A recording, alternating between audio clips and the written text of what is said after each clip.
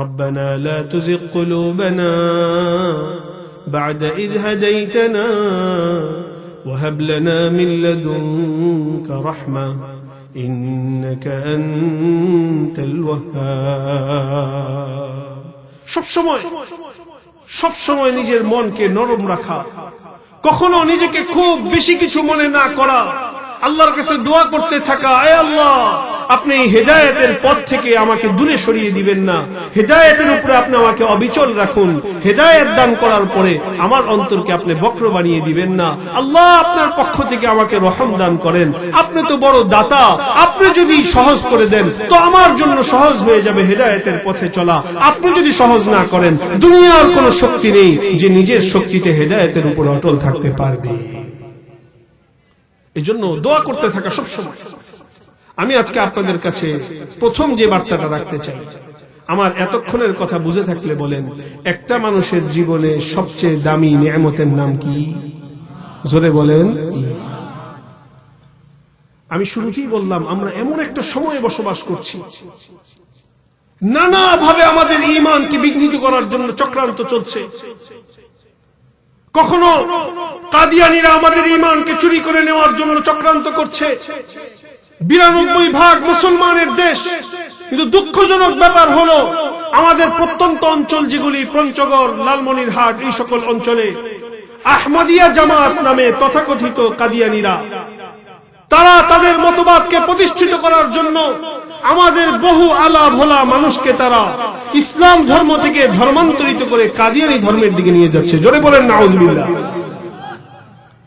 আমাদের বড়রা আজকে 1 বছর নয়, 2 বছর নয়, বহু বছর ধরে এই দাবি জানিয়ে আসছেন, কাদিয়ানী যারা আছে, আহমদিয়া জামাতের যারা আছে, তারা আমাদের দেশে থাকতে পারে, তারা আমাদের দেশে থাকতে অসুবিধা নেই, দেশের নাগরিক হিসেবে তারা থাকবে, কিন্তু তাদের ধর্ম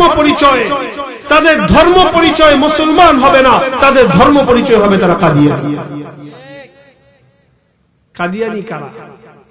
যারা রাসূলুল্লাহ সাল্লাল্লাহু আলাইহি ওয়াসাল্লামকে সর্বশেষ নবী মনে করে না। বলেন আল্লাহ রাব্বুল আলামিন পৃথিবীর বুকে যত নবী পাঠিয়েছেন সর্বশেষ নবী মুহাম্মদুর রাসূলুল্লাহ সাল্লাল্লাহু আলাইহি ওয়াসাল্লাম। এই বিষয়ে কোনো সন্দেহ আছে? যারা নবীজিকে শেষ নবী মানে না তারা, জোরে বলেন, জোরে বলেন, কাদিয়ানীরা, জোরে বলেন। আমাদের পরিষ্কার কথা, এক কাদিয়ানী চক্রান্ত যেভাবে নীরবে কাজ করে যাচ্ছে আমাদের সমাজের মধ্যে, তারা নানা রকম ভাবে মুসলমানদেরকে প্রলোভন দিয়ে, অসহায় দুর্বল মুসলমানদেরকে প্রলোভন দিয়ে তারা ঈমান হারা করার চেষ্টা করছে। অথচ পরিষ্কার কথা, আমাদের আকাবির যারা ছিলেন তারা বহু বছর ধরে সংগ্রাম করে গেছেন, এখনো বলছেন কাদিয়ানীরা এই দেশে থাকবে, কিন্তু কাদিয়ানীরা কখনো রাষ্ট্র পরিচয়ে তারা মুসলমান পরিচয় বহন করতে পারবে না, তাদের পরিচয় রাষ্ট্রীয়ভাবে তাদেরকে কাফের ঘোষণা করতে হবে। মুহতারাম হাজিরিন, একজন মানুষের জীবনে আল্লাহ রাব্বুল আলামিন অনেক রকমের নিয়ামত, অনেক রকমের রিজিক দান করেন। একটা মানুষের জীবনে আল্লাহ রাব্বুল আলামিন কাউকে অঢেল সম্পদ দান করেন, কাউকে আল্লাহ তাআলা সামাজিক সম্মানের মর্যাদা দান করেন, কাউকে আল্লাহ তাআলা পারিবারিক প্রশান্তির রিজিক দান করেন, কাউকে আল্লাহ তাআলা নেককার সন্তান দান করেন, কাউকে আল্লাহ তাআলা সুস্থতার নিয়ামত দান করেন। একটা মানুষের জীবনে আল্লাহ রাব্বুল আলামিনের দেওয়া সবচেয়ে দামি নিয়ামতের নাম হলো ঈমানের নিয়ামত।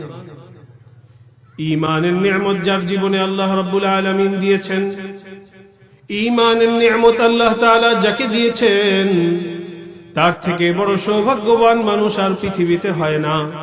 যাকে আল্লাহ তাআলা ঈমানের দৌলত দেননি, ঈমানের রিজিক আল্লাহ তাআলা যাকে দেননি, তার কাছে যদি দুনিয়ার সকল নিয়ামতও থাকে তার মতো হতভাগা মানুষ পৃথিবীতে আর হয় না। রব্বুল আলামিন কোরআন মাজিদের সূরাতুল কাহফের মধ্যে বলছেন, কুল হাল নুনাব্বিউকুম বিল আখসারিনা আ'মালা الذين ضل سعيهم في الحياة الدنيا وهم يحسبون أنهم يحسنون صنعا أولئك الذين كفروا بآيات ربهم ولقائه فحبطت أعمالهم فلا نقيم لهم يوم القيامة وزنا ঈমানের নিয়ামত যাকে আল্লাহ তাআলা দেননি, মক্কার কাফের যারা ছিল, আবু জেহেলের নাম আমরা সবাই শুনেছি। আবু জেহেলের বাড়ি খানে কাবার, কাবা শরীফের একদম পাশে। আবু জেহেল যেই পরিমাণ আল্লাহর ঘর হজ করেছে, আল্লাহর ঘর যে পরিমাণ সে দেখেছে, যে পরিমাণ আল্লাহর ঘর সে তওয়াফ করেছে, এই পরিমাণ আমরা কেউ আল্লাহর ঘর দেখার সৌভাগ্য আমাদের কারো হয় নাই। কিন্তু আবু জেহেলের কাছে জাগতিক সকল বিষয় ছিল, কিন্তু ঈমানের নিয়ামত তার কাছে ছিল না। তো তার মতো হতভাগা মানুষ আর হতে পারে? একটু জোরে আওয়াজ দিয়ে বলবেন, হতে পারে? ঈমানের নিয়ামত একটা মানুষের জীবনে সবচেয়ে দামি নিয়ামত। ঈমানের নিয়ামত কেমন দামি নিয়ামত? হযরত আমর ইবনুল আস রাদিয়াল্লাহু তাআলা আনহু, সহিহ মুসলিমের 121 নম্বর বর্ণনায় এসেছে, হযরত আমর ইবনুল আস তখনও তিনি মুসলমান হননি। ঈমানের নিয়ামত, ঈমানের নূর যখন তার অন্তরের সামনে পরিষ্কার হলো, রাসূলুল্লাহ সাল্লাল্লাহু আলাইহি ওয়াসাল্লামের কাছে তিনি ইসলাম ধর্ম গ্রহণের জন্য আসলেন। আমরা নবীজির নামটা বলার পরে আমরা দুরূদ শরীফটা পড়লাম না, সকলে পড়ি সাল্লাল্লাহু আলাইহি ওয়াসাল্লাম। দুরূদ শরীফ পড়লাম না কারণ দুরূদ শরীফের ফজিলত আমাদের জানা নেই। আপনারা মনে হয় ঘুমিয়ে গেছেন, আওয়াজ নেই তো, ঘুমিয়ে গেছেন আপনারা? জোরে বলেন তো আল্লাহু আকবার। দুরূদ শরীফের ফজিলত আমাদের জানা নেই। সহিহ মুসলিমের বর্ণনায় এসেছে, রাসূলুল্লাহ সাল্লাল্লাহু আলাইহি ওয়াসাল্লাম বলেছেন, যে ব্যক্তি একবার দুরূদ শরীফ পাঠ করবে, আল্লাহ তাআলা তার উপরে 10টা রহমত নাযিল করবেন। আপনারা বলবেন 10টা রহমত দিয়ে হুজুর কি হয়? আমি আপনাদেরকে একটা ঘটনা শুনাই। ঘটনা শুনতে রাজি আছেন? আপনাদের আওয়াজ শুনে মনে হয় রাজি নাই। জোরে কোন তো? আপনারা ঘুমিয়ে গেছেন। জোরে কোন সুবহানাল্লাহ। জোরে বলেন আল্লাহু আকবার। এরকম মানে ঘুমন্ত অবস্থায় আপনাদেরকে পাবো বলে তো মনে করিনি, কিন্তু এসে তো দেখতেছি আপনারা সব ঘুমিয়ে গেছেন। মুরব্বীদেরকে সামনে বসাই দিয়েছেন, দায়িত্ব দিয়ে দিয়েছেন মুরব্বীদেরকে, কিন্তু এখন তো যুবক ভাইদের আওয়াজ শোনা যাচ্ছে না। জোরে কোন আল্লাহু আকবার। একটা ঘটনা বলবো নি। আদ-দুররুল মামদুদ নামক কিতাব, ইবনে হাজার হাইতামি রাহমাতুল্লাহি আলাইহি লিখিত কিতাব। এই কিতাবের 85 নম্বর পৃষ্ঠার মধ্যে তিনি ঘটনা বর্ণনা করেছেন। সাইয়্যিদুত তাবিঈন হাসান বসরি রাহমাতুল্লাহি আলাইহির ঘটনা। হযরত হাসান বসরি রাহমাতুল্লাহি আলাইহি ছিলেন তাবিঈদের প্রধানতম একজন। তাবিঈ বলা হয় যারা রাসূলুল্লাহ সাল্লাল্লাহু আলাইহি ওয়াসাল্লামকে দেখেননি, কিন্তু নবীজির সাহাবীদেরকে যারা ঈমান অবস্থায় দেখেছেন তাদেরকে বলা হয় তাবিঈ। হযরত হাসান বসরি রাহমাতুল্লাহি আলাইহি তিনি ছিলেন তাবিঈদের প্রধানতম একজন। হযরত হাসান বসরি রাহমাতুল্লাহি আলাইহি একদিন তার ঘরে বসে আছেন। এক মহিলা এসে হযরত হাসান বসরির কাছে উপস্থিত। হযরত হাসান বসরিকে এক মহিলা বলছে, হযরত ইন্না ইবনাতি তুফিয়াত, আমার মেয়ে তো গতকাল রাতে আমার মেয়ে ইন্তেকাল করেছে। মা হিসাবে আমার মেয়ের কি অবস্থা সেটা জানতে আমার মনটা বড় ছটফট করছে। আপনি আমাকে যদি কোনো একটা আমল বলে দিতেন, যে আমলটা করার মাধ্যমে আমি স্বপ্নে আমার মেয়ের অবস্থা দেখতে পারি। হযরত হাসান বসরি রাহমাতুল্লাহ আলাইহি বলে দিলেন, তুমি ইশার নামাজের পরে 4 রাকাত নামাজ পড়বে। প্রত্যেক রাকাত নামাজের মধ্যে সূরা ফাতিহা পড়ার পরে সূরা তাকাসুর, আলহাকুমুত তাকাসুর, এই সূরাটা তুমি মিলাবে। 4 রাকাত নামাজ পড়ার পরে তুমি দোয়া করবে। এরপরে নামাজ পড়ে দোয়া করে তুমি বিছানায় শুয়ে যাবে। দুরূদ শরীফ পড়তে পড়তে ঘুমিয়ে যাবে। আশা করা যায় আল্লাহ তাআলা স্বপ্ন যোগে তোমার মেয়ের অবস্থা তোমাকে দেখিয়ে দিবে। মহিলা ঘুমিয়ে গেলেন। হাসান বসরি রহমতুল্লাহি আলাইহির কথা মতো আমল করে মহিলা শুয়ে পড়লেন। শুয়ে পড়ার পরে মহিলা স্বপ্নের মধ্যে মেয়ের যে অবস্থা দেখলেন, মেয়ের অবস্থা দেখার পরে মায়ের মনের অবস্থা, আগে মেয়েকে হারানোর কারণে যে পরিমাণ শোকে ছিল, মেয়েকে দেখার পরে মায়ের অস্থিরতা আরো বেড়ে গেছে। মা মেয়েকে দেখতে পেল, মেয়ে আজ জাহান্নামের ভয়াবহ আযাবের মধ্যে আটকা অবস্থায় আছে। মা হিসাবে মেয়ের অবস্থা দেখার পরে মায়ের মনে আগে যে পরিমাণ শোক ছিল, মেয়ের অবস্থা দেখার পরে মায়ের অস্থিরতা আরো বেড়ে গেল। মা বড় ছটফট করতে করতে ঘুম থেকে জাগ্রত হয়ে হযরত হাসান বসরির কাছে এসে উপস্থিত। হযরত হাসান বসরিকে বলছে, হযরত, আমি তো আমার মেয়েকে যে অবস্থায় দেখেছি তার থেকে না দেখাই মনে হয় ভালো ছিল। হযরত হাসান বসরি বলে দিলেন, তুমি এক কাজ করো, সাল্লি আলান নবী সাল্লাল্লাহু আলাইহি ওয়াসাল্লাম, তুমি আল্লাহর রাসূলের নামে দুরূদ পাঠ করতে থাকো, ওয়া তাসাদদাকি, আর কিছু দান সদকা করতে থাকো, লাআল্লাল্লাহ ইউখাফফিফু আনহা, আল্লাহ তাআলা যদি তোমার দুরূদ পাঠ এবং দান সদকা কবুল করে নেন, তাহলে তোমার মেয়ের কবরের আযাব হয়তো এই উসিলায় তিনি লাঘব করে দিবে। হযরত হাসান বসরি রাহমাতুল্লাহি আলাইহি এই কথা বলার পরে মহিলা চলে গেলেন। সেই রাতের ঘটনা। এবার হাসান বসরি রাহমাতুল্লাহি আলাইহি তিনি ঘুমিয়ে পড়েছেন। এবার হাসান বসরি তিনি স্বপ্নের মধ্যে দেখছেন বড় এক সুন্দর মনোরম উদ্যানের মধ্যে তিনি উপস্থিত। উদ্যানের সৌন্দর্য দেখে তিনি বুঝে ফেললেন এটা জাগতিক কোনো ক্ষেত্র নয়, দুনিয়ার কোনো জায়গা নয়, আল্লাহ তাআলা স্বপ্ন যোগে তাকে জান্নাতের বাগানের মধ্যে নিয়ে এসেছে। হাসান বসরি রাহমাতুল্লাহি আলাইহি, বহু জান্নাতি মানুষ তার সামনে উপস্থিত। এর মধ্যে হঠাৎ করে এক বড় সুন্দর পোশাক পরিহিতা, বড় সুন্দর চেহারার এক মেয়ে তার সামনে আসলো। এসে বলছে, হাল আরাফতানি, শেখ আপনি কি আমাকে চিনতে পেরেছেন? হাসান বসরি বলছেন, না, তোমাকে তো আমি চিনতে পারিনি, তুমি কে? মেয়েটা বলছে, আমি তো সেই মেয়ে গতকাল যার মা আপনার কাছে এসেছিলেন। হাসান বসরি বলেন, তোমার মা তো তোমার যে অবস্থা বর্ণনা করেছিলেন, আজকে তো তোমার সম্পূর্ণ বিপরীত অবস্থা দেখা যাচ্ছে, কিভাবে তোমার এত বড় পরিবর্তন হলো?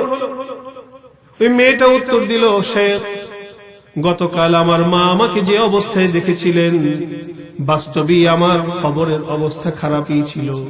আমি ভয়াবহ কঠিন আযাবের মধ্যে আক্রান্ত ছিলাম, কিন্তু এর মধ্যে ফামাররা বিকুবুরিনা রাজুলুন সালিহুন, আমাদের কবরস্থানের পাশ দিয়ে আল্লাহর এক নেককার ওলি, এক নেককার বান্দা, তিনি আমাদের কবরস্থানের পাশ দিয়ে গেলেন। আল্লাহর এক নেককার ওলি, নেককার বান্দা, তিনি যখন আমাদের কবরের পাশ দিয়ে গেলেন, ও দোস্ত মুমিন মুসলমান, যখন কোন গোরস্থানের পাশ দিয়ে যায়, ওই গোরস্থানবাসীকে সে চিনুক আর না চিনুক, ওই গোরস্থানবাসী, কবরস্থানবাসী, তাদের পরিচয় যেহেতু মুসলমান, তাদের প্রতি তার মনের মধ্যে মায়া মোহাব্বত জাগ্রত হওয়াই স্বাভাবিক। ওই আল্লাহর নেককার বান্দা, আল্লাহর ওলি, যখন আমাদের গোরস্থানের পাশ দিয়ে গেলেন, তিনি ফাসাল্লা আলান নবী সাল্লাল্লাহু আলাইহি ওয়াসাল্লাম মাররাতান, তিনি একবার রাসূলুল্লাহ সাল্লাল্লাহু আলাইহি ওয়াসাল্লামের নামে দুরূদ পাঠ করলেন। ও দোস্ত, বলেন কয়বার? মুখটা খুলে বলেন কয়বার? একবার দুরূদ পাঠ করলেন। একবার দুরূদ পাঠ করে তিনি ওই একবার দুরূদ শরীফ ইসালে সওয়াব আমাদের গোটা কবরস্থানবাসীর জন্য করলেন। ওই মেয়ে বলছে, আমরা ওই কবরস্থানে ফাকুন্না ৭০ আলফান, ওই কবরস্থানে আমরা ৭০,০০০ মানুষ শায়িত ছিলাম। তার ওই একবার দুরূদ শরীফ পড়ার উসিলায় আল্লাহ তাআলা ৭০,০০০ মানুষের প্রত্যেকটা মানুষকে মাফ করে দিলেন। দুরূদ শরীফ একবার পড়ার উসিলায় কত বড় ফজিলত! অথচ আমার আপনার সামনে রাসূলুল্লাহ সাল্লাল্লাহু আলাইহি ওয়াসাল্লামের নাম উচ্চারিত হয়, কিন্তু আমরা দুরূদ পড়ি। পড়ব তো ইনশাআল্লাহ। বলছিলাম সহিহ মুসলিমের 121 নম্বর হাদিস,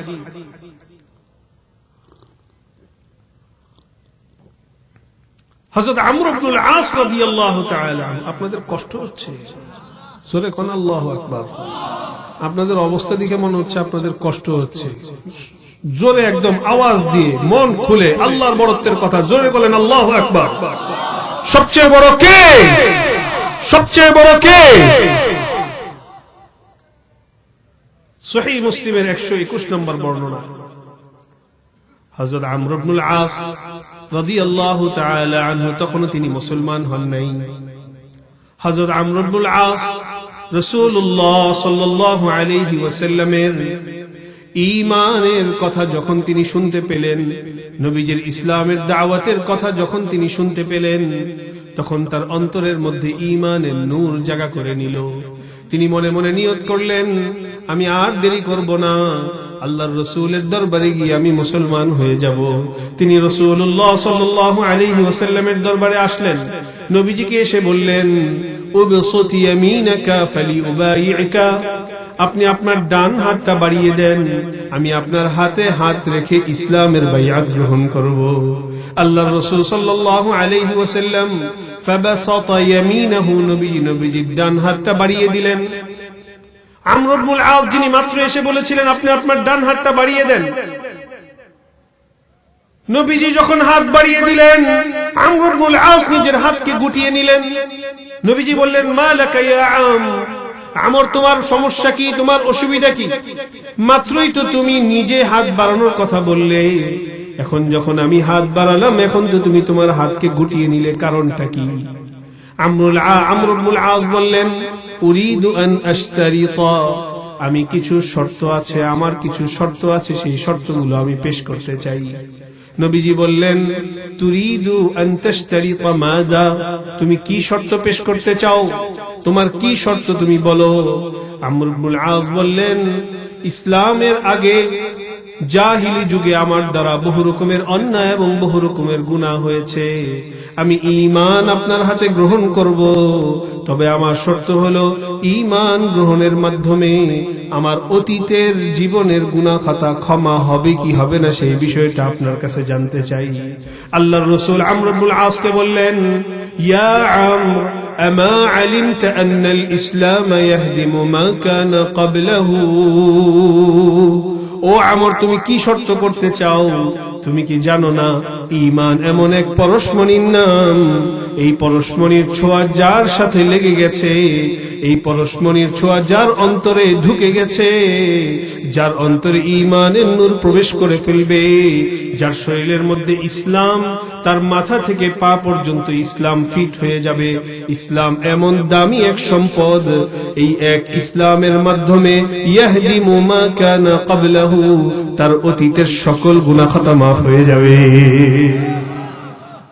আমর ইবনুল আস বুঝে ফেললেন শর্ত করার তো প্রয়োজন নেই, এমন এক পরশমণির ছোঁয়ার সামনে এসেছি, যেই পরশমণির ছোঁয়া যাদের শরীরে লেগেছে আল্লাহ তাআলা মুহূর্তের মধ্যে তাদেরকে পৃথিবীর বুকে সবচেয়ে সম্মানিত মানুষ বানিয়ে দিয়েছেন।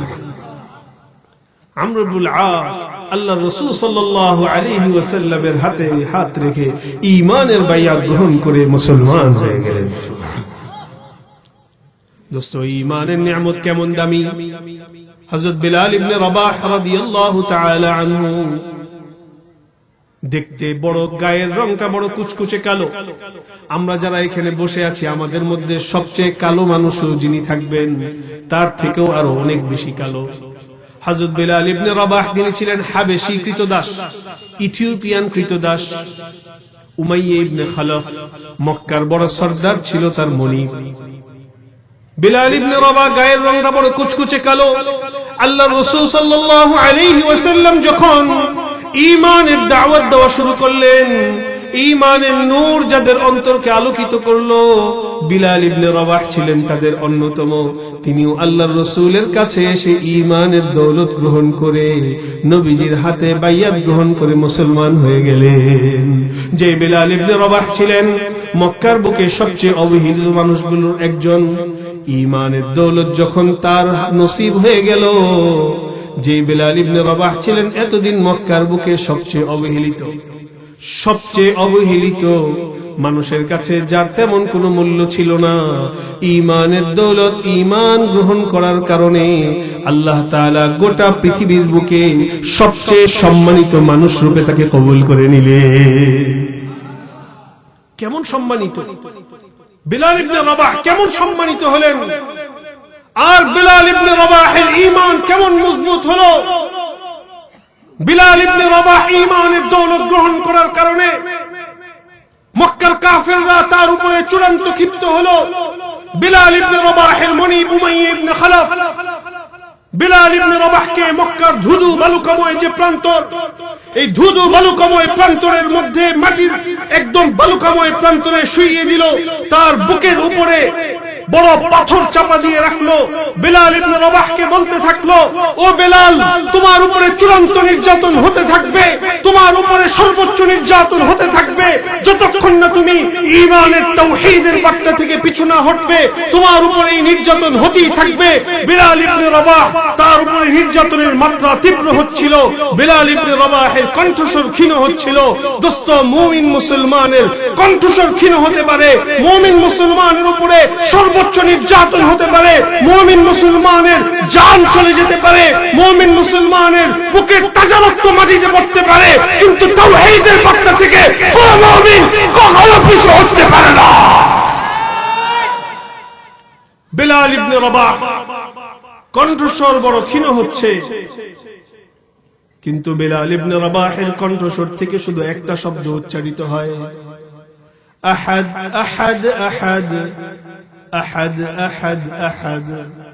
আমি যে তাওহীদের স্বাদ পেয়ে গেছি, যে একত্ববাদের স্বাদ, যে ঈমানের স্বাদ আল্লাহ রাব্বুল আলামিন আমাকে দান করেছেন, তোমরা আমার উপরে সর্বোচ্চ শাস্তি দিতে পারো, তোমরা আমাকে সর্বোচ্চ নির্যাতনের সম্মুখীন করতে পারো, কিন্তু মুমিন মুসলমান কখনো ঈমান ত্যাগ করতে পারে? পরিষ্কার কথা।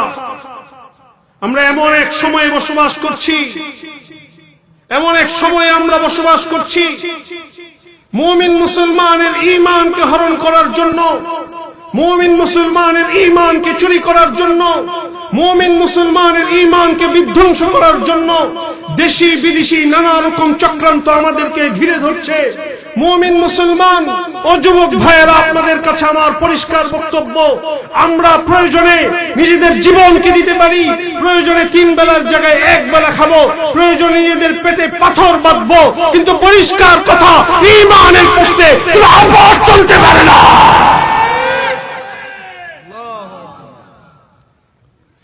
হযরত বিলাল ইবনে রাবাহের কথা বলছি।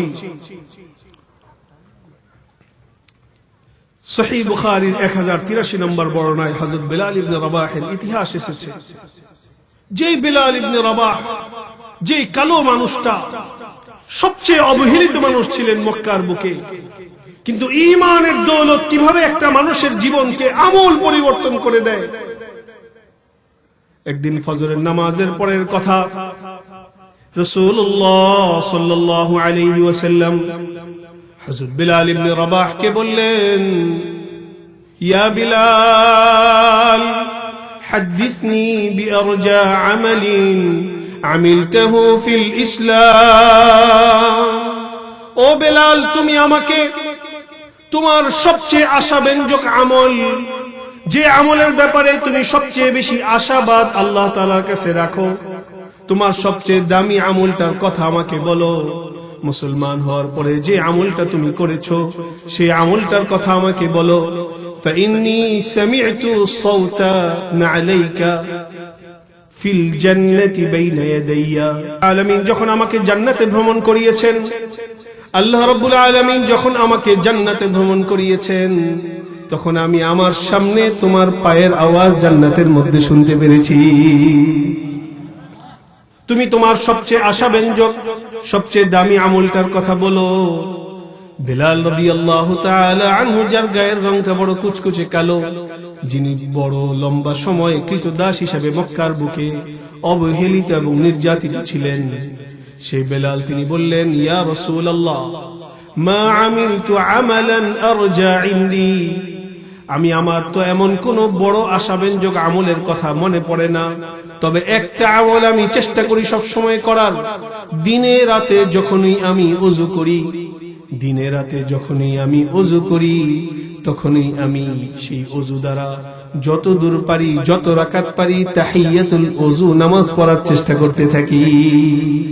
হয়তো আল্লাহ তাআলা এই আমলের উসিলায় আমাকে এই মর্যাদা দান করেছেন। ও দোস্ত, বলছি ঈমানের দৌলত একটা মানুষের জীবনকে আমল পাল্টে দিতে পারে। যার কাছে ঈমানের দৌলত নেই তার মতো হতভাগা আর কেউ নেই। যার কাছে ঈমানের দৌলত আছে তার মতো সৌভাগ্যবান মানুষ আর নাই। ঈমান, হেদায়েত কোন মানুষ চাইলেই গায়ের জোরে পায় না। কথা বলবেন, ঈমান গায়ের জোরে পাওয়া যায়? খুব প্রভাব পাওয়ার এলাকায় খুব খুব দাপটের চোটে হেদায়েত পাওয়া যাবে। হেদায়েতের মালিক কে? আরো জোরে বলেন, হেদায়েতের মালিক কে? হেদায়েতের মালিক যে আল্লাহ। ইসলামের ইতিহাসে বহু ঘটনা এই বিষয়টা আমাদের সামনে বড় চমৎকার ভাবে ফুটে উঠেছে। আল্লাহ তাআলা বারংবার আমাদেরকে বুঝিয়েছেন যে হেদায়েত পাওয়াও কারো গায়ের জোরে সম্ভব না, হেদায়েতের উপর টিকে থাকাও কারো গায়ের জোরে সম্ভব না। আল্লাহ রাব্বুল আলামিন কোরআন মাজিদের মধ্যে বলেন, ইন্নাকা লা তাহদি মান আহবাবতা ওয়ালাকিন্নাল্লাহ ইয়াহদি মান ইয়াশা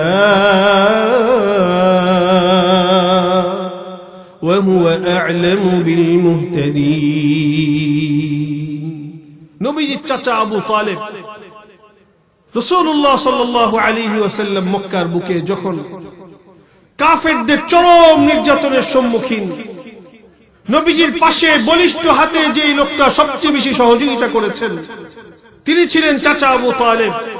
এই চাচা আবু তালেব যখন মৃত্যু শয্যায় শায়িত, চাচা আবু তালেব যখন মৃত্যু শয্যায় শায়িত, এত বছর মুসলমানদের নানা রকম সহযোগিতা তিনি করেছেন, কিন্তু ঈমানের যে কালিমা, তাওহীদের কালিমা, সেটা আল্লাহ তাআলা তাকে উচ্চারণ করার সৌভাগ্য দান করেন নাই। মৃত্যু শয্যায় চাচা আবু তালেব শায়িত, রাসূলুল্লাহ সাল্লাল্লাহু আলাইহি ওয়াসাল্লাম উপস্থিত। এক পাশে নবীজি বসে আছেন, আর এক পাশে আবু জাহেল এবং আব্দুল্লাহ ইবনে আবি উমাইয়া বসা। নবীজি বলছেন, ও চাচা আবু তালেব, আই আম্মি কুল লা ইলাহা ইল্লাল্লাহ কালিমাতান উহাজ্জু লাকা বিহা ইনদাল্লাহ। ও চাচা, আপনার কাছে আমার শুধু একটাই নিবেদন, আপনি শুধু একবার বলেন, একবার স্বীকার করেন, লা ইলাহা ইল্লাল্লাহ। জবান খুলে পড়েন, লা ইলাহা ইল্লাল্লাহ। আল্লাহ ছাড়া ইবাদতের উপযুক্ত কেউ নাই। আপনি তাওহীদের এই বাক্যটা একবার উচ্চারণ করেন। আপনি তাওহীদের উপরে যদি আপনার মৃত্যু হয়, সারা জীবন আপনি কি করেছেন সেটা বিবেচ্য বিষয় নয়। কিয়ামতের ময়দানে উহাজ্জু লাকা বিহা ইনদাল্লাহ, আল্লাহর কাছে আপনার হয়ে যা বলা দরকার সবকিছু করার জন্য আমি প্রস্তুত আছি, আপনি শুধু একবার তাওহীদের বাক্য পাঠ করেন। নবীজি এক পাশে এই কথা বলছেন, আরেক পাশে বসা আবু জাহেল, আব্দুল্লাহ ইবনে আবি উমাইয়া, এই দুইজন আবু তালেবকে বলছে, আতারগাবু আন মিল্লাতি আব্দুল মুত্তালিব। আবু তালেব, তোমার বাবা আব্দুল মুত্তালিবের ধর্ম, যেটার উপর তুমি এতদিন অবিচল ছিলে, সেই ধর্ম তুমি ছেড়ে দিবে? একদিকে নবীজি তাওহীদের কথা বলছেন, আরেকদিকে তারা আব্দুল মুত্তালিবের ধর্মের উপরে অটল থাকার কথা বলছে। দোস্ত, আল্লাহর রাসূল সাল্লাল্লাহু আলাইহি ওয়াসাল্লাম নিজের সর্বোচ্চ চেষ্টা করলেন, কিন্তু আবু তালেবের শেষ অবস্থা, শেষ পরিণতি ওই আব্দুল মুত্তালিবের ধর্ম অর্থাৎ ইসলাম ছাড়া জাহিলি যুগে যেই ধর্মের উপরে ছিল সেই অবস্থায় চাচা আবু তালেবের মৃত্যু হয়ে গেল। ঈমানের কালিমা পাঠ করার নসিব আর তার হলো না, কারণ হেদায়েতের মালিক কে? আল্লাহ। জোরে বলেন, আল্লাহ। এই যে আব্দুল্লাহ ইবনে আবি উমাইয়ার কথা বললাম, যে আব্দুল্লাহ ইবনে আবি উমাইয়া চাচা আবু তালেবের মুসলমান না হওয়ার জন্য শেষ মুহূর্তে চেষ্টা করেছিল। মক্কা বিজয় যে বছর হয়, এই বছর আব্দুল্লাহ ইবনে আবি উমাইয়া যে চাচা আবু তালেবের মুসলমান না হওয়ার বাহ্যিক কারণ হয়েছিল, সে আব্দুল্লাহ ইবনে আবি উমাইয়া। কি অবাক করা কাণ্ড, যে অন্য মানুষকে এত বছর ঈমান থেকে বিভ্রান্ত করেছে, সেই মানুষটার অন্তরে আল্লাহ তাআলা ঈমানের নূর প্রবেশ করিয়ে দিলেন। মক্কা বিজয়ের বছর আব্দুল্লাহ ইবনে আবি উমাইয়া রাসূলুল্লাহ সাল্লাল্লাহু আলাইহি ওয়াসাল্লামের কাছে এসে ঈমান গ্রহণ করে নিলেন। বলেন হেদায়েতের মালিক কে? আল্লাহ। এইজন্য একটা দোয়া সবসময় পড়া। একটু আগে আমাদের আজকের এই মাহফিলের সম্মানিত সভাপতি বিশিষ্ট আলেমে দ্বীন মুফতি আবু বকর সিদ্দিক হাফিজাহুল্লাহ আপনাদেরকে এই দোয়াটা শিখিয়েছেন, আমি আস্তে আস্তে শুনেছি। রব্বানা লা তুযিগ কুলুবানা বা'দা ইয হাদাইতানা ওয়া হাব লানা মিন লাদুনকা রাহমা ইন্নাকা আনতাল ওয়াহ্হাব। সবসময় নিজের মনকে নরম রাখা, কখনো নিজেকে খুব বেশি কিছু মনে না করা, আল্লাহর কাছে দোয়া করতে থাকা, আয় আল্লাহ আপনি হেদায়েতের পথ থেকে আমাকে দূরে সরিয়ে দিবেন না, হেদায়েতের উপরে আপনি আমাকে অবিচল রাখুন, হেদায়েত দান করার পরে আমার অন্তরকে আপনি বক্র বানিয়ে দিবেন না। আল্লাহ আপনার পক্ষ থেকে আমাকে রহম দান করেন, আপনি তো বড় দাতা, আপনি যদি সহজ করে দেন তো আমার জন্য সহজ হয়ে যাবে হেদায়েতের পথে চলা। আপনি যদি সহজ না করেন, দুনিয়ার কোনো শক্তি নেই যে নিজের শক্তিতে হেদায়েতের উপর অটল থাকতে পারবে। এজন্য দোয়া করতে থাকা সবসময়। আমি আজকে আপনাদের কাছে প্রথম যে বার্তাটা রাখতে চাই, আমার এতক্ষণের কথা বুঝে থাকলে বলেন, একটা মানুষের জীবনে সবচেয়ে দামি নিয়ামতের নাম কি? জোরে বলেন। আমি শুরুতেই বললাম, আমরা এমন একটা সময়ে বসবাস করছি, নানাভাবে আমাদের ঈমানকে বিঘ্নিত করার জন্য চক্রান্ত চলছে। কখনো কাদিয়ানীরা আমাদের ঈমানকে চুরি করে নেওয়ার জন্য চক্রান্ত করছে। 92% মুসলমানের দেশ, কিন্তু দুঃখজনক ব্যাপার হলো আমাদের প্রত্যন্ত অঞ্চল যেগুলি পঞ্চগড়, লালমনিরহাট, এই সকল অঞ্চলে আহমদিয়া জামাত নামে তথাকথিত কাদিয়ানীরা, তারা তাদের মতবাদকে প্রতিষ্ঠিত করার জন্য আমাদের বহু আলা ভোলা মানুষকে তারা ইসলাম ধর্ম থেকে ধর্মান্তরিত করে কাদিয়ানী ধর্মের দিকে নিয়ে যাচ্ছে। জোরে বলেন নাউজুবিল্লাহ। আমাদের বড়রা আজকে 1 বছর নয়, 2 বছর নয়, বহু বছর ধরে এই দাবি জানিয়ে আসছেন, কাদিয়ানী যারা আছে, আহমদিয়া জামাতের যারা আছে, তারা আমাদের দেশে থাকতে পারে, তারা আমাদের দেশে থাকতে অসুবিধা নেই, দেশের নাগরিক হিসেবে তারা থাকবে, কিন্তু তাদের ধর্ম পরিচয় মুসলমান হবে না, তাদের ধর্ম পরিচয় হবে তারা কাদিয়ানী। কাদিয়ানী কারা? যারা রাসূলুল্লাহ সাল্লাল্লাহু আলাইহি ওয়াসাল্লামকে সর্বশেষ নবী মনে করে না। বলেন আল্লাহ রাব্বুল আলামিন পৃথিবীর বুকে যত নবী পাঠিয়েছেন, সর্বশেষ নবী মুহাম্মদুর রাসূলুল্লাহ সাল্লাল্লাহু আলাইহি ওয়াসাল্লাম। এই বিষয়ে কোনো সন্দেহ আছে? যারা নবীজিকে শেষ নবী মানে না, তারা জোরে বলেন, জোরে বলেন, কাদিয়ানীরা, জোরে বলেন। আমাদের পরিষ্কার কথা, এক কাদিয়ানী চক্রান্ত যেভাবে নীরবে কাজ করে যাচ্ছে আমাদের সমাজের মধ্যে, তারা নানা রকম ভাবে মুসলমানদেরকে প্রলোভন দিয়ে, অসহায় দুর্বল মুসলমানদেরকে প্রলোভন দিয়ে তারা ঈমান হারা করার চেষ্টা করছে। অথচ পরিষ্কার কথা, আমাদের আকাবির যারা ছিলেন তারা বহু বছর ধরে সংগ্রাম করে গেছেন, এখনো বলছেন কাদিয়ানীরা এই দেশে থাকবে, কিন্তু কাদিয়ানীরা কখনো রাষ্ট্র পরিচয়ে তারা মুসলমান পরিচয় বহন করতে পারবে না। তাদের পরিচয় রাষ্ট্রীয়ভাবে তাদেরকে কাফের ঘোষণা করতে হবে। কাদিয়ানীরা কাফের পরিচয়ে থাকবে। একদিকে কাদিয়ানীদের কাফের, কাদিয়ানীদের চক্রান্ত একদিকে চলছে, শিক্ষা ব্যবস্থা নিয়ে চক্রান্ত চলে, নানা রকম ভাবে আমাদের যুব সমাজকে কোরআন থেকে বিমুখ করার জন্য নানা রকম ষড়যন্ত্র চলবে। আলহামদুলিল্লাহ, আপনাদের এখানে এসে আনন্দ লাগছে, খুশি লাগছে। যুব সমাজের উদ্যোগে এই দারুণ একটা আয়োজন, যেটা ধারাবাহিক ভাবে চলে আসছে, বড় খুশি লাগলো দেখে যে 20তম বার্ষিক ওয়াজ মাহফিল।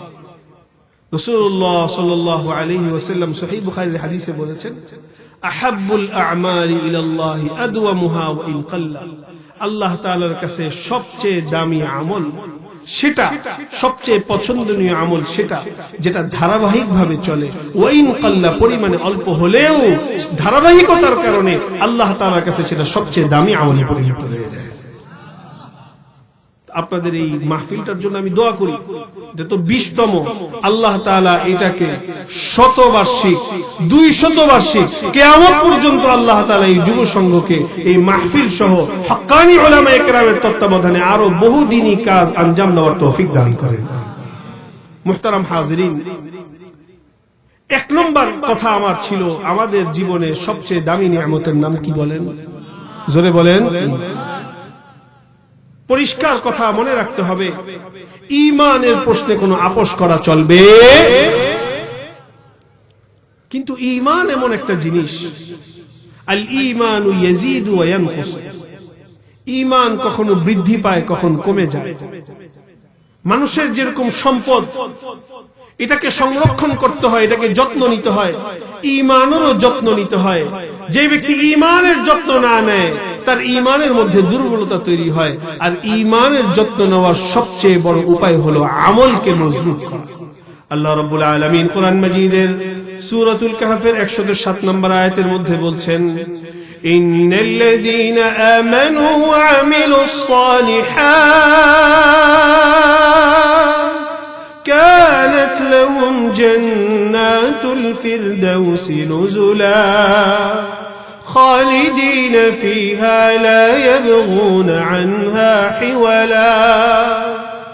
নিশ্চয় যারা ঈমান এনেছে এবং নেক আমল করেছে, কানাত লাহুম জান্নাতুল ফিরদাউসি নুজুলা, আল্লাহ রাব্বুল আলামিন তাদের মেহমানদারির জন্য জান্নাতুল ফিরদাউসকে প্রস্তুত করে রাখবে। একজন মুমিন মুসলমান যখন জান্নাতে প্রবেশ করবে, সহিহ বুখারী সহিহ মুসলিম দুনো কিতাবের সহিহ বর্ণনার মধ্যে এসেছে, একজন মুমিন মুসলমানকে জান্নাতে আল্লাহ রাব্বুল আলামিন সর্বপ্রথম কি খাবার দিয়ে মেহমানদারি করাবেন? ইহুদি পণ্ডিত আব্দুল্লাহ ইবনে সালাম তিনি নবীজির কাছে এসে এই প্রশ্ন করেছেন, তখনও তিনি মুসলমান হলেন। প্রশ্ন করেছেন, জান্নাতে যাওয়ার পরে সর্বপ্রথম কি খাবার দ্বারা মেহমানদারি করানো হবে? রাসূলুল্লাহ দুরূদ শরীফটা পড়ি সাল্লাল্লাহু আলাইহি ওয়াসাল্লাম বললেন, জান্নাতে সর্বপ্রথম মেহমানদারি হবে ফাজিয়াদাতু কাবিদি হুতিন। আল্লাহ রাব্বুল আলামিন জান্নাতে সর্বপ্রথম মেহমানদারি করাবেন জলের রাজা তিমি মাছের কলিজার বর্ধিত অংশ, সবচেয়ে মজার যে অংশ, এই অংশ ভুনা করে আল্লাহ তাআলা জান্নাতবাসীর প্রথম দিনের মেহমানদারি করাবেন। জান্নাতবাসীর দ্বিতীয় দিনের মেহমানদারি কি হবে? ফামা ইসরুহা, দ্বিতীয় দিনের মেহমানদারি কি হবে? জান্নাতবাসীর দ্বিতীয় দিনের মেহমানদারি হবে স্থলের রাজা সবচেয়ে মজার যে গোশত, গরুর গোশত, সবচেয়ে মজার যে গোশত গরুর গোশত, এই গরুর গোশত ভুনা করে আল্লাহ তাআলা জান্নাতবাসীর দ্বিতীয় দিনের মেহমানদারি করবেন। জান্নাতবাসীর এই যে মেহমানদারির আয়োজন, সহিহ বুখারীর ভাষ্য গ্রন্থ ফাইজুল বারীর মধ্যে আনোয়ার শাহ কাশ্মীরি রহমাতুল্লাহ আলাইহি এটার একটা চিত্র বর্ণনা করেছেন। জান্নাতে প্রথম দিন যখন জান্নাতবাসী যাবেন, ওই দিন ওখানে একটা খেলার আয়োজন হবে। দুনিয়ায় তো অনেক রকম খেলা আপনারা দেখেন, জান্নাতবাসী জান্নাতে যাওয়ার পরে একটা খেলার আয়োজন হবে।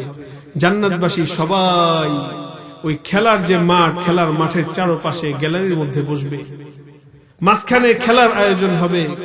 খেলোয়াড় কারা হবে? খেলবে জলের রাজা তিমি মাছ আর স্থলের রাজা ষাঁড়। খেলার আয়োজন, দুই পশুর মধ্যে খেলা হবে। প্রথম দিনের খেলার ফলাফল কি হবে? জলের রাজা তিমি মাছকে, স্থলের রাজা যে ষাঁড় সেটা তার শিঙের আঘাতে জলের রাজা তিমি মাছকে ফেলে দিবে। তখন আল্লাহ তাআলা ওই তিমি মাছের কলিজা, সবচেয়ে মজার যে অংশ, সেটা ভুনা করে জান্নাতবাসীর মেহমানদারি করবেন। আর দ্বিতীয় দিনের খেলা, দ্বিতীয় দিন আবারও একই খেলার আয়োজন হবে। এবার দ্বিতীয় দিন খেলার ফলাফল কি হবে? ওই খেলোয়াড় তো একই, এক পাশে জলের রাজা তিমি মাছ, আর এক পাশে স্থলের রাজা ষাঁড়। এবার খেলার ফলাফল পাল্টে যাবে। তিমি মাছ তার লেজের আঘাতে ষাঁড়কে মাটির মধ্যে ফেলে দিবে। তখন আল্লাহ তাআলা ওই ষাঁড়ের গোশত, গরুর যে গোশত, এই গোশত ভুনা করে জান্নাতবাসীর দ্বিতীয় দিনের মেহমানদারি করাবে। জান্নাতের মধ্যে কত রকমের নাজ ও নিয়ামত, কিন্তু জান্নাতে যাওয়ার জন্য শর্ত করা হয়েছে নিজের আমলের যত্ন নেওয়া। রাত্র বড় গভীর হয়েছে, আমি কথা লম্বা করব না। আমি আপনাদেরকে আমলের যত্ন নেওয়ার ব্যাপারে আপনাদেরকে সবচেয়ে গুরুত্বপূর্ণ যে আমল, আমার আপনার জীবনে সবচেয়ে গুরুত্বপূর্ণ আমল, সহিহ মুসলিমের 1408 নম্বর হাদিস, রাসূলুল্লাহ সাল্লাল্লাহু আলাইহি ওয়াসাল্লাম এই আমলটার কথা বলছেন। عن أبي هريرة رضي الله تعالى عنه أن رسول الله صلى الله عليه وسلم قال: أرأيتم لو أن نهرا بباب أحدكم يغتسل فيه كل يوم 5 مرات هل يبقى من درنه شيء؟ আচ্ছা তোমরা বলো তো, নবীজি সাহাবীদেরকে বলছেন, আচ্ছা তোমরা বলো তো, তোমাদের কারো ঘরের সামনে, ঘরের দরজার সামনে একটা স্বচ্ছ নদীর পানি আছে, নদীর পানিটা বড় পরিষ্কার, এই নদীর পানিতে কোনো ব্যক্তি যদি প্রতিদিন 5 বার গোসল করে, আওয়াজ দিয়ে বলেন কয়বার? 5 বার যদি কোনো ব্যক্তি গোসল করে, নবীজি প্রশ্ন করেন, হাল ইয়াবকা মিন দারানিহি শাই, তোমরা আমাকে বলো তো তার শরীরে কোনো ময়লা থাকতে পারে? জোরে বলেন। সাহাবায়ে কেরাম বললেন, লা ইয়াবকা মিন দারানিহি শাই ইয়া রাসূলুল্লাহ, প্রতিদিন 1 বার 2 বার গোসল করলেই তো শরীর পরিষ্কার হয়ে যায়, সেখানে প্রতিদিন যদি 5 বার স্বচ্ছ নদীর পানিতে গোসল করে তো তার শরীরের মধ্যে তো কোনো ময়লা থাকার প্রশ্নই আসে না। রাসূলুল্লাহ সাল্লাল্লাহু আলাইহি ওয়াসাল্লাম বললেন, ফাযালিকা মাসালুস সালাওয়াতিল খামস ইয়ামহু আল্লাহু বিহিন্নাল খাতায়া, প্রতিদিন 5 বার গোসল করার দ্বারা যেরকম শরীরের মধ্যে কোনো ময়লা থাকে না, প্রতিদিন যে ব্যক্তি 5 ওয়াক্ত নামাজ আদায় করে, আল্লাহ রাব্বুল আলামিন এই 5 ওয়াক্ত নামাজ আদায়ের দ্বারা তার গুনাহ খাতাগুলো ধুয়ে মুছে সাফ বানিয়ে দেয়। আমি আপনাদের কাছে একটা ওয়াদা নিতে চাই। আলহামদুলিল্লাহ, আজকে তো আমরা এখানে মাহফিলের মধ্যে আসলাম, আশা করছি এশার নামাজ আমরা সবাই পড়েছি। ওয়াদা করেন আগামীকাল শুক্রবার ফজরের নামাজটা মসজিদে জামাতের সাথে কারা কারা পড়তে রাজি আছি ইনশাআল্লাহ। আল্লাহ আমার এই সব ভাইকে কবুল করে নেন। কেন পড়বো আমরা ফজরের নামাজ জামাতে? সুনানে তিরমিজির হাদিস, রাসূলুল্লাহ সাল্লাল্লাহু আলাইহি ওয়াসাল্লাম বলছেন, মান সাল্লাল ইশা ফি জামাআতিন ফাকান্নামা কামা নিসফাল লাইল, যদি কোনো ব্যক্তি এশার নামাজটা জামাতের সাথে পড়ে, যদি কোনো ব্যক্তি এশার নামাজ জামাতে পড়ে, আল্লাহ রাব্বুল আলামিন তাকে অর্ধেক রাত্র জাগ্রত থেকে নফল ইবাদত করার সমান সওয়াব দান করবেন। ওমান সাল্লাল ফজর ফি জামাআতিন, আর যে ব্যক্তি ফজরের নামাজটা জামাতের সাথে পড়বে, এশার নামাজও জামাতের সাথে পড়েছে, ফজরের নামাজও জামাতের সাথে পড়েছে, গোটা রাত্রে আর তেমন কোনো নফল ইবাদত করতে পারেনি, নবীজি বলেন ফাকান্নামা কামাল লাইলা কুল্লাহু, সে যেন গোটা রাত্র জাগ্রত থেকে নফল ইবাদত করার সমান সওয়াব পেয়ে গেল। এজন্য নিয়ত করেন, আল্লাহ তাআলা যতদিন বাঁচিয়ে রাখবেন, যে অবস্থায় থাকি না কেন, যেখানেই থাকি না কেন, যত ব্যস্ততার মধ্যেই থাকি না কেন, কখনোই ইনশাআল্লাহ জামাত ত্যাগ করব না। যদি কোনো কারণে বিশেষ কোনো ওজরে জামাত ছুটেও যায়, নামাজ কখনোই কাজা করব না ইনশাআল্লাহ। একজন মুমিনের ঈমানের সাথে একজন মুমিনের প্রত্যেকটা মুহূর্ত স্বর্ণের থেকেও দামি। কেমন দামি? রাসূলুল্লাহ সাল্লাল্লাহু আলাইহি ওয়াসাল্লাম বলেন, সহিহ মুসলিমের হাদিস। আচ্ছা আপনারা একবার সবাই পড়েন তো আলহামদুলিল্লাহ, একদম মন খুলে আল্লাহ তাআলার শুকর আদায় করে পড়েন, দিল থেকে পড়েন আলহামদুলিল্লাহ। এই যে পড়লেন আলহামদুলিল্লাহ একবার, সহিহ মুসলিমের সহিহ হাদিস, রাসূলুল্লাহ সাল্লাল্লাহু আলাইহি ওয়াসাল্লাম বলেন, একবার যদি কোনো ব্যক্তি আলহামদুলিল্লাহ পড়ে, এই একবার আলহামদুলিল্লাহ পড়ার দ্বারা আল্লাহ তাআলা তাকে এই পরিমাণ সওয়াব দান করবেন, কাল কিয়ামতের ময়দানে মিজান দাড়িপাল্লা যেটা স্থাপন করা হবে, এই একবার আলহামদুলিল্লাহ সওয়াব দ্বারা গোটা দাড়িপাল্লা ভরপুর হয়ে যাবে। আর এই যে সুবহানাল্লাহ পড়লেন, সুবহানাল্লাহ ওয়ালহামদুলিল্লাহ পড়েন না, সুবহানাল্লাহ ওয়ালহামদুলিল্লাহ, এই দুইটা কালিমা যে মিলায় পড়লেন, নবীজি বলেন তামলাআনি মা বাইনাস সামাই ওয়াল আরদি, এই দুই কালিমা যে পড়বে আল্লাহ তাআলা তাকে এই পরিমাণ সওয়াব দান করবেন, যে সওয়াব দিয়ে গোটা আসমান এবং জমিনের মাঝখানে যে ফাঁকা জায়গা, পুরাটা ফাঁকা জায়গা ওই সওয়াব দিয়ে ভরপুর হয়ে যাবে।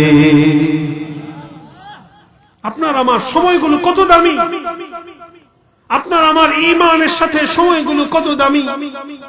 একটা সূরা আমরা সবাই পারি, সূরা ইখলাস, কুল হুয়াল্লাহু আহাদ সূরা পড়েন তো আমার সাথে, বিসমিল্লাহির রহমানির রহিম, কুল হুয়াল্লাহু আহাদ আল্লাহুস সামাদ লাম ইয়ালিদ ওয়া লাম ইউলাদ ওয়া লাম ইয়াকুল লাহু কুফুয়ান আহাদ। আচ্ছা, এই যে একটা সূরা পড়লাম, এই সূরাটা পড়তে 1 মিনিট সময় লাগছে, তো জোরে বলেন 1 মিনিট থেকে আরো কম লাগছে। এই সূরাটা 3 বার পড়তেও হয়তো 1 মিনিট সময় লাগবে না। সহিহ বুখারীর হাদিস, সূরা ইখলাস একবার পড়লে আল্লাহ তাআলা গোটা কোরআন মাজিদের 3 ভাগের 1 ভাগ পড়ার সওয়াব দান করেন। তাহলে যদি কেউ 3 বার পড়ে তাহলে গোটা কোরআন শরীফ পড়ার সওয়াব সে পেয়ে গেল।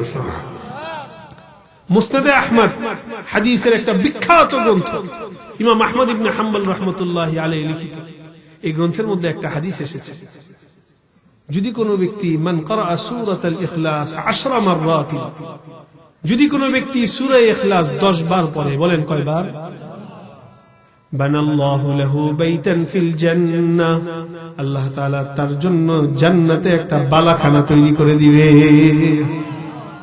চিন্তা করেন আমার আপনার সময়গুলো কত দামি।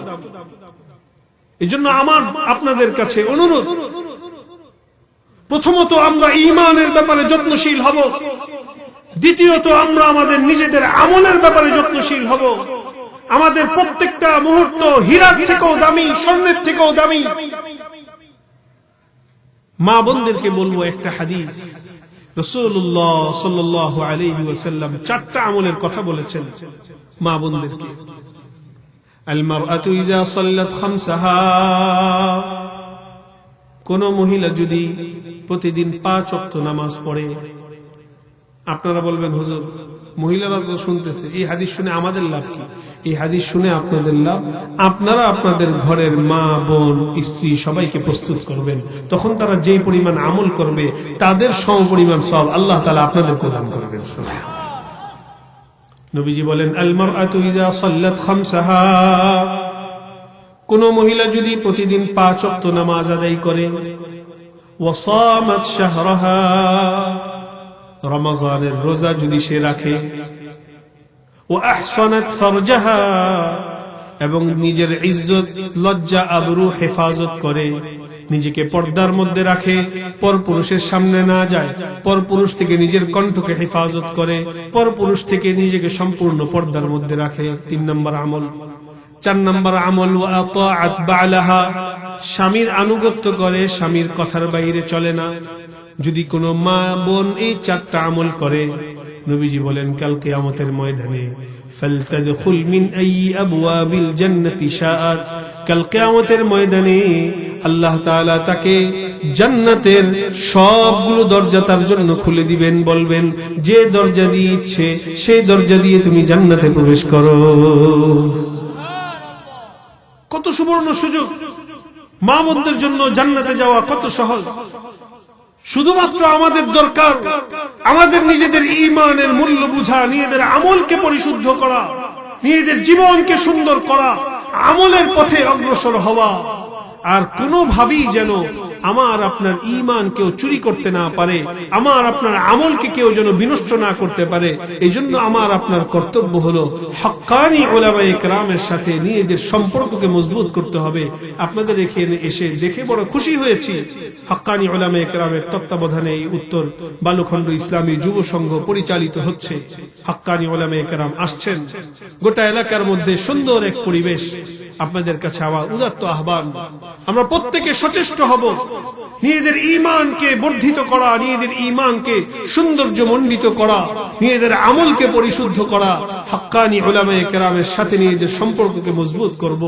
আর একটা কাজ প্রত্যেকে আমরা যেটা করব, প্রত্যেকে আমরা সবাই মাদ্রাসায় পড়া সবার পক্ষে সম্ভব না, কিন্তু মাদ্রাসায় পড়া সবার জন্য ফরজও না। কিন্তু একজন মুসলমান নিজের দ্বীনকে সহিভাবে পালন করার জন্য দ্বীনের যতটুকু ইলম না জানলে হবে না। একজন মানুষ নামাজ পড়বে, নামাজ কিভাবে পড়তে হয় সে জানেন। আমার সাথে একজনের দেখা হলো, বহু বছর নামাজ পড়ে, দাড়িও রাখছেন মাশাআল্লাহ। জিজ্ঞাসা করলাম, দাড়ির মধ্যে পাকও ধরে গেছে প্রায়। জিজ্ঞাসা করলাম, আপনি আমাকে একটু তাশাহুদটা বলেন তো। বলে যে হুজুর আমি তো তাশাহুদ কি আমি জানি না। যদি কেউ তাশাহুদ পড়তে না জানে, তাশাহুদ শিখারও চেষ্টা না করে, তার নামাজই তো হবে। আরেকটা হলো শিখার চেষ্টা করছে, এখনো পুরো শিখে উঠতে পারে নাই, তখন আল্লাহ তাআলা হয়তো তাকে মাফ করে দেবেন। বহু মানুষ এমন আছে সূরা ফাতিহা ঠিক মতো তেলাওয়াত করতে পারে। আমি যে কথা বলছি, মাদ্রাসায় পড়া সবার জন্য ফরজ না, কিন্তু শরীয়তের পথে চলার জন্য যতটুকু দ্বীনের ইলম জানা দরকার, ততটুকু ইলম যদি না জানি, তাহলে আমি ফরজ আমল থেকে ফরজ আমল তরক করার কারণে গুনাহগার হয়ে যাব।